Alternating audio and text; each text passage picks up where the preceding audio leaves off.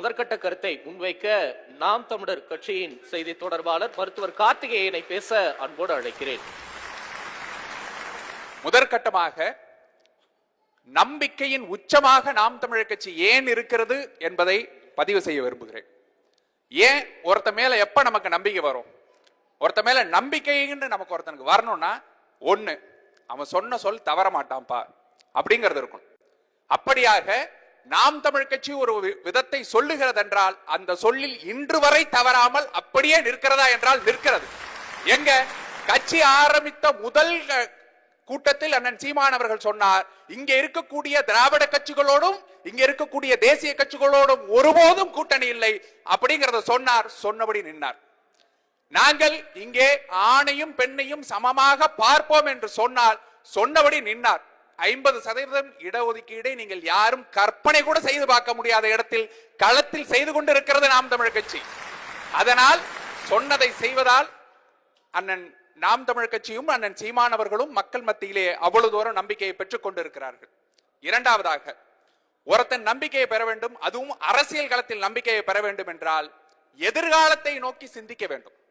நாம இன்னைக்கு தேர்தல் என்ன வருது, ஓட்டுக்கு எதை வைத்து நம்ம வந்துட்டு ஓட்டை வாங்கிடலாம், ஒரு 1000 ரூபாய் அறிவிச்சா வரலாமா, இல்ல அதுக்கு போட்டியா 2000 ரூபாய் அறிவிச்சா வரலாமா, லேப்டாப் அறிவிச்சா வரலாமா, இல்ல நம்ம வந்துட்டு செல்போன் அறிவிச்சா வரலாமான்னு மற்ற கட்சிகள்லாம் யோசித்துக் கொண்டிருக்கும் போது, திட்டங்களை தீட்டிக் கொண்டிருக்கும் போது, எதிர்கால சந்ததிக்கு எது சரியானதோ, இங்கே மலைகளை காக்க வேண்டும், மரங்களை காக்க வேண்டும், குளங்களை காக்க வேண்டும், ஏரிகளை காக்க வேண்டும் என்று எதிர்காலத்தை நிறுத்துவதற்கு நிலைநிறுத்துவதற்காக ஒரு கட்சி போராடுகிறது என்றால் அதுதான் மக்கள் மத்தியிலே நம்பிக்கையை விதைக்கக்கூடியதாக இருக்கும்.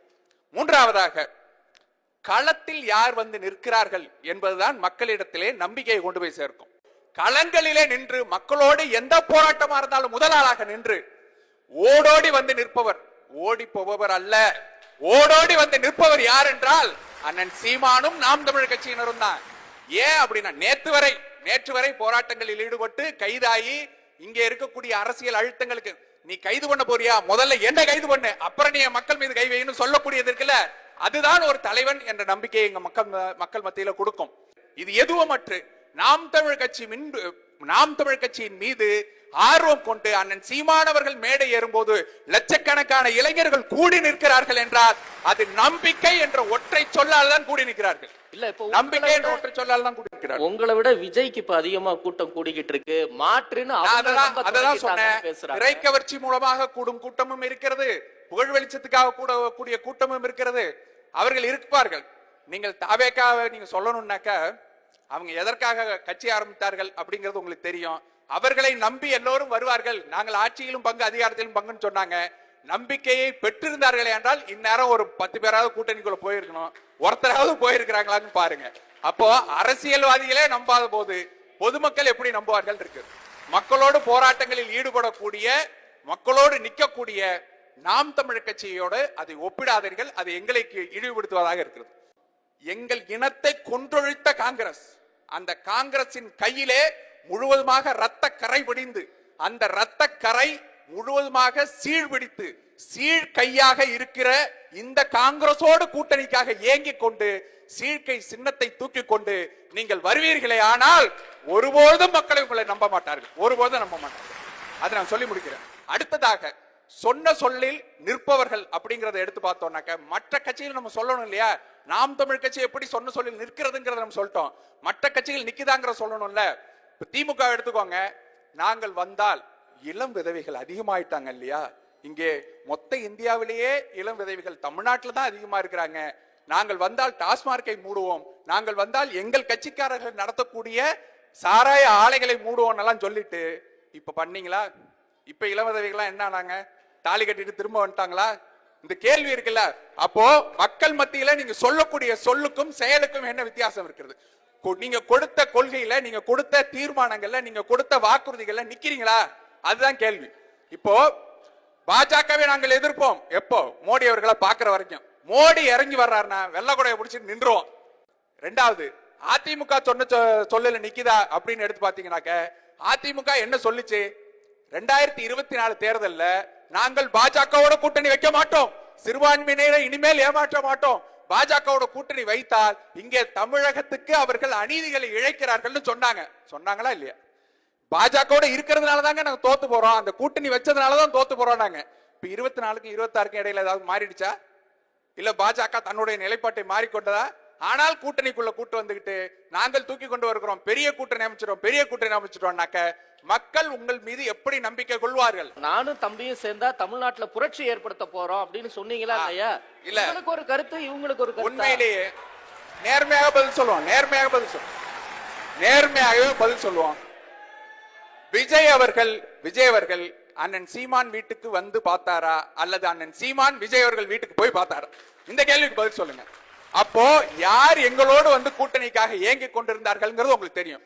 மாநாடு நடத்துவதற்கு முன்பாக, முதல் மாநாடு விஜய் அவர்கள் அறிவதற்கு முன்பாக 234 தொகுதிகளிலும் தனித்து நாங்கள் போட்டியிடுகிறோம் சொல்லி வேட்பாளர்களை அறிவிச்சது யாரு? அண்ணன் சீமான் அவர்கள். அப்ப கூட்டணிக்காக நாங்கள் இயங்கவில்லை. இந்த தேதி வரை கூட்டணிக்கு தூது விட்டு கொண்டிருப்பவர் யாருங்கிறது ஊடகவியலாளராக உங்களுக்கு தெரியும். கூட்டணிக்குள்ள போக மாட்டோம்னு சொல்லி 200க்கு மேல வேட்பாளர்கள் அறிவித்து விட்டு வருகின்ற 21ஆம் தேதி 234 வேட்பாளர்களும் ஒரே மேடையில அறிவிக்க காத்திருக்கக்கூடிய கட்சி யாருங்கிறது உங்களுக்கு தெரியும். அப்போ யார் யாருக்காக இயங்கி கொண்டிருக்கிறார்கள் உங்களுக்கு தெரியும். திரைமறைவுல அவங்க பேசுறாங்க. அண்ணன் சீமான் ஒளிவு மறைவோடு ஒருபோதும் பேசுவதில்லை. நீங்க கேமராவுக்கு முன்னாடி எப்படியோ அதே போலதான் பின்னாடியும். அதனால அவர் கேமராவுக்கு முன்னாடி சில விஷயங்களை பேசிட்டாருங்கிறதுனால நீங்க அதை எடுத்துக்கொண்டு ஆதாரம் அப்படின்னு வராதீங்க. பின்னாடி நடந்ததையும் பேசுங்கன்னு சொல்றோம். உங்களுடைய ஒரு மாவட்ட செயலாளர் பிறந்த நாள் கொண்டாடுறாரு, நீங்க எடுத்து பாருங்க அந்த காணொலிய. பிறந்த நாள் கொண்டாடுறாருங்க. இதுவரை ஆண்ட கட்சிகள் கோடானு கோடியாக காசை கொள்ளையடிச்சு வச்சிருக்கக்கூடிய இந்த கட்சிகள் கூட செய்ய தயங்கக்கூடிய விஷயங்களை நடு வீதியில அத்தனை கிரேனை வச்சு மாலையை போட்டு இதை போட்டு வெடிய வெடிச்சு மக்களுக்கு அவ்வளவு இன்னல்களை உருவாக்கி, எதுக்கு? ஆட்சியிலே வராதவங்க, இது வரைக்கும் வந்துட்டு பார்க்காதவங்க, ஒரு சீட்டை ஜெயிக்காதவர்கள், இதுவரை ஒரு தேர்தலை கூட சந்திக்காதவர்கள் இவ்வளவு தூரம் ஆணவத்தோட செயல்படுவீர்களே. ஆனால் உங்களுடைய கட்சி அலுவலகம் இருக்கக்கூடிய இடங்கள்ல இருக்கக்கூடிய அத்தனை மக்களும் கொந்தளிக்கிறாங்க. என்ன வந்துட்டு இங்க இருக்க விடுறதில்ல, எங்களை வாழ விடுறதில்ல, எங்க காரை நிறுத்த விடுறதில்ல, இங்க குப்பையை போட்டு போயிடறாங்கன்னு அதை தட்டி கேட்க துப்பு இல்லாதவராக, அல்லது உங்களுக்காக நீங்க சொல்றபடியே உங்களுக்காக அடி வாங்கி ஐசியூல போய் கிடக்கிறவங்கள போய் சந்திக்கிறது கூட 40 பேர் செத்தாங்க, போகல, பயந்துட்டீங்க, ஓடிட்டீங்க, அதெல்லாம் அடுத்த விஷயம். இப்ப உங்களுக்காக அடிபட்டு ஐசியூல கிடக்கிறவங்கள கூட போய் நேர்ல பார்க்க முடியாதவரா நீங்க இருக்கிறீங்கன்னா மக்கள் எப்படி உங்களை நம்புவார்கள்? சரிங்க, உங்க ஒரு வாதத்துக்கு வச்சுக்கோ, நாளைக்கு நீங்க ஜெயிச்சிடுறீங்க, எம்எல்ஏ ஆயிடுறீங்க, அந்த தொகுதி மக்கள் பாவம் இல்லையா? அவங்களையாவது பார்க்க வருவீங்களா? அல்லது சட்டசபைக்காவது வருவீங்களா? அட அவ்வளவு இருக்கட்டுங்க, வேட்புமனு தாக்கல் பண்ண வருவீங்களா? வரமாட்டீங்களா? அதையாவது சொல்லிட்டு போங்க. அப்ப இப்படியாக எந்த மக்கள் செயல்பாடுகளிலும் இல்லாத, அரசியல் செயல்பாடுகள் இல்லாத அவர் மீதும் நம்பிக்கை என்பது வராது. நம்பிக்கையின் உச்சமாக, நம்பிக்கை என்றால் அதனுடைய மாற்று சொல்லாக நிற்பது 1% வாக்கிலிருந்து வளர்ந்து வந்திருக்கிறது என்றால், நாம் தமிழ் கட்சி அங்கீகாரம் பெற்ற கட்சியாக மாறி இருக்கிறது என்றால் அது நம்பிக்கையின் உச்சம். இந்த முறை சட்டமன்றத்துக்குள் நாங்கள் எழுப்பக்கூடிய குரல்கள் மிக வலிமையாக மக்களுக்காக, அதுவும் தமிழுக்காக, தமிழக மக்களுக்காக ஒலிக்கும் என்பதை சொல்லிக்கொண்டு என் முதல் கட்ட கருத்தை பதிவு செய்கிறேன். நன்றி, வணக்கம். நாம் தமிழர். நன்றி மருத்துவர் கார்த்திகேயன். நிறைவு கருத்தை முத்தாய்ப்பாக முன்வைக்க மருத்துவர் கார்த்திகேயன் அவர்களை பேச அன்போடு அழைக்கிறேன். நாங்கள் பெரிதும் மதிக்கக்கூடிய ஐயா திருச்சி வேலுச்சாமி அவர்கள் பேசும்பொழுது பல விஷயங்களை ஆக்ரோஷமாக பேசினார். காமராஜர் ஆட்சி இப்படி இருந்தது தெரியுமா, காமராஜர் இதை செய்தார் தெரியுமா, அதை செய்தார் தெரியுமா, அதனால விஜய்க்கு ஓட்டு போடுங்க அப்படிங்கிற மாதிரி முடிச்சுட்டு போயிட்டாரு. விஜய் என்ன செய்தாரு, விஜய் எதற்காக ஓட்டு போடணுங்கிறத ஐயா கிட்ட நாங்க வந்துட்டு தாழ்மையோட கேட்டோம். அதற்கு உண்டான பதில் எங்களுக்கு வரவே இல்லை. நாங்கள் என்ன கேட்கிறோம் அப்படின்னாக்க, இங்கே அமைதி நிலவ வேண்டும், அதற்காக விஜய்க்கு ஓட்டு போட வேண்டுமா? ஐயா வேலுச்சாமி அவர்கள்ட்ட நாங்க கேட்கிறோம், கர்நாடகாவில் 1.5 கோடி தமிழர்கள் இருக்கிறார்கள், அங்க எல்லாம் வந்துட்டு கிழக்கு மாகாணங்கள்ல தேநீர் கடை வச்சிருக்கிறவங்க தமிழர்கள் இருக்கிறார்கள், அவர்களை தமிழர்களாக உங்களால் பார்க்க முடியும் பொழுது தமிழ்நாட்டுக்குள் இருக்கக்கூடிய தெலுங்கர்களை நாங்கள் தெலுங்கர்கள்னு சொல்லிட்டா உங்களுக்கு ஏன் கோபம் வருது? அங்க இருக்கிற தமிழர்களை தமிழர்களாக தனித்து பிரித்து உங்களால் பார்க்க முடியும் பொழுது இங்கே எங்கள் மீது ஆதிக்கம் செலுத்தக்கூடிய தெலுங்கர்களை நாங்கள் தெலுங்கர்கள் சொன்னா உங்களுக்கு ஏன் கோபம் வருது? அப்ப தமிழ் தேசியம் என்னவாக பேசுகிறது என்றால் ஒற்றுமையை தான் பேசுது. இங்க எல்லோரும் ஒன்றாக கூடி வாழ்வோம், நாங்கள் தான் ஆளுவோம் அப்படிங்கிறது எங்களுடைய அடிப்படை உரிமை. அதைத்தான் நாங்க கேட்கிறோமே தவிர இது வன்முறை அல்ல. ஒவ்வொரு முறையும் காவிரி பிரச்சனை வரும்போது கர்நாடகாவில் தமிழ் அடிக்கிறாங்க, ஒருபோதும் தமிழ் எவனும் கர்நாடகாரங்களை இங்க அடிக்கிறது இல்ல. முல்லை பெரியார் பிரச்சனை வரும்போது கேரளத்துல தமிழர்களை அடிக்கிறார்கள், மாணவிகளை பாலியல் ரீதியாக துன்புறுத்துகிறார்கள். இங்க தமிழ்நாட்டில் ஒரு பெண்ணை கூட நம்ம தொடுவது இல்லை. நாம் தமிழ் கட்சி இங்க வந்த பிறகும் நீங்க இவ்வளவு தூரம் ஆளுமை மிக்க கட்சியாக வந்த பிறகும் ஒரு கன்னடர் மீதோ தெலுங்கர் மீதோ மலையாளி மீதோ தாக்குதல் நடத்தவில்லை. நாங்கள் சகோதரர்களாக தான் பாக்குறோம். அதை செய்வர்கள் யாருங்கிற கேள்வியை எழுப்பக்கூடாதுனாக்க அது எப்படிப்பட்டதுங்கிற பாருங்க. இவர் வந்தால் கேரளாவிலையும் கர்நாடகாவிலையும் வந்துரும்னாக்க விஜய் அவர்கள் வந்தால் உடனடியாக காவிரி நீர் திறக்கப்படுமாங்கிற கேள்வியை மட்டும் பதில் சொல்லுங்க. அடுத்ததாக ஐயா செந்தில்வேல் அவர்கள் பேசும்பொழுது முத்துவேல் கருணாநிதி ஸ்டாலினுக்கு தான் எல்லா நம்பிக்கையும் இருக்கு. ஏன்னாக்க பொருளாதாரத்தை உயர்த்தி அப்படியே தூக்கி நிறுத்திட்டாருங்க. எப்படிங்க நிறுத்தினாரு? இப்ப பாருங்க, என்கிட்ட BMW வந்துருச்சு, என்கிட்ட மாட மாளிகை வந்துருச்சு, என்கிட்ட கூட கோபுரம் வந்துருச்சு. எப்படி தெரியுமா? நான் 10 லட்சம் ரூபாய் கடன் வச்சிருக்கேன். இந்த 10 லட்சம் ரூபாய் கடனை வாங்கி இதெல்லாம் வாங்கிட்டேன், அதனால நான் பொருளாதாரத்துல உயர்ந்துட்டேன். எப்படிப்பட்ட பொருளாதாரம் பாருங்க. ஏன்னா இவர்கள் ஆட்சிக்கு வந்தவுடன் ஒன்று சொன்னாங்க, நாங்கள் பொருளாதார நிபுணர் குழு என்று ஒன்று வைப்போம், உலக அளவில் பொருளாதாரத்தில் தலை சிறந்த நபர்களை எல்லாம் கொண்டு வந்து வச்சு கடனற்ற மாநிலமாக தமிழ்நாட்டை மாத்திருவோம்னாங்க. அது என்ன ஆச்சு அப்படின்னு ஒரு கேள்வி மட்டும் கேட்டீங்கன்னு வச்சுங்களேன். அந்த சமயத்தில் நேர்மை மிக்கவராக கருதப்பட்ட ஐயா பிடிஆர் பழனிவேல் அவர்கள் நிதியமைச்சராக இருந்து இதெல்லாம் சாதிப்பாருன்னு அவங்க சொன்னாங்க. அவரு மாறா என்ன கேட்டுட்டாருன்னா, கட்சிக்குள்ள நடக்கிற ஊழலை கேள்வி கேட்க ஆரம்பிச்சிட்டாரு. தூக்கி வீசவர அது எப்படி கேள்வி கேட்கலாம் அப்படின்னு சொல்லிட்டு, அதனால நம்பிக்கைக்குரியவரா ஸ்டாலின் வந்துருவாரு தான் இல்லையா?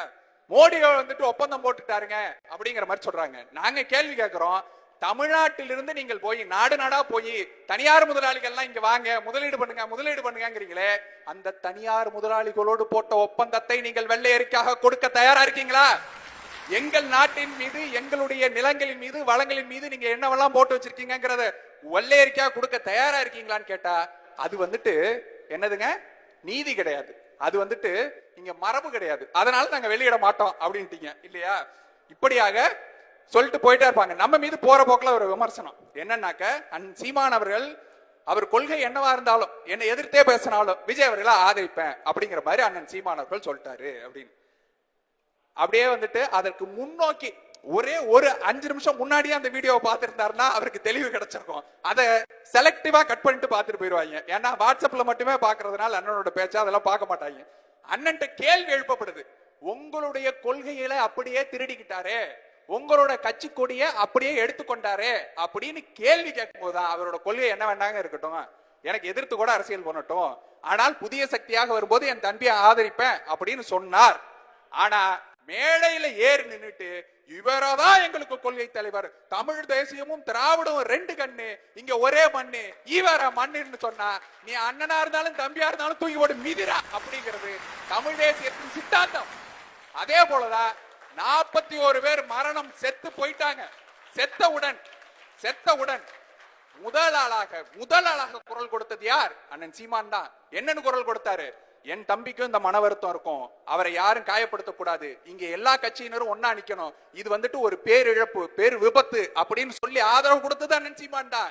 ஆனா 2 நாள் கழிச்சு வீடியோ போடுறீங்க, சிஎம் சார் நான் ஆபீஸ்ல இருப்பேன் இல்ல வீட்டுல இருப்பேன், நீங்க அங்கதான் இருக்கிறீங்க, எப்ப பார்த்தாலும் வெளில வரமாட்டீங்களே. நீங்க அதை போடும்போது உங்களுக்கு தயவுதாட்சணையே இல்லை, இந்த மக்கள் மீது அக்கறையே இல்லை என்று சொல்லும் போது அதை ஏறி அடிப்பதும் அண்ணன் சீமான் தான். நீங்கள் ஆதரவு கொடுத்தீர்களே, ஏன் எதிர்க்கிறீங்கன்னு கேட்டா அதற்கு நடுவுல நடந்த நிலைப்பாடுகளை நீங்க பார்க்கணும். அதை பார்க்காம விமர்சனத்தை மட்டும் வச்சுட்டு போக கூடாது. அடுத்ததாக இங்கே வந்துட்டு ஆணுக்கு பெண் சமமாக நாங்களும் வாய்ப்பு கொடுத்திருக்கிறோம் தெரியுமா? உள்ளாட்சி தேர்தலில் நாங்களும் கொடுத்திருக்கோம். அது சட்டத்தின் ரீதியாக நீங்க கொடுத்திருக்கிறீங்க. சட்டமன்றத்துல உங்களை தடுக்கிறது எது? கொடுங்க 50% இடஒதுக்கீடு இப்ப கொடுங்க பாப்போம். நீங்கள் பேச்சில் இருக்கிறீர்களா, செயலில் இருக்கிறீர்களா, நம்பிக்கை உங்களுக்கு எங்க இருந்து வருதுங்கிறத பாப்போம். சட்டமன்ற தேர்தல் தான் வருது இல்ல, கொடுங்க. எது தடுக்குது? உங்கள்ட்ட பெண்களே இல்லையா? திமுக பெண்களே இல்லையா? ஆளுமை மிக்க பெண்களே இல்லையா? உங்களுக்கு வாய்ப்பு கொடுப்பதை தடுப்பது எது? ஆணாதிக்க புத்தி.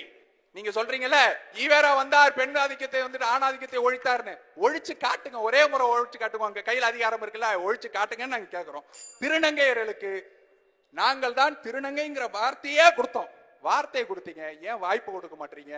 நாம் தமிழ் கட்சி வாய்ப்பை கொடுக்கிறது.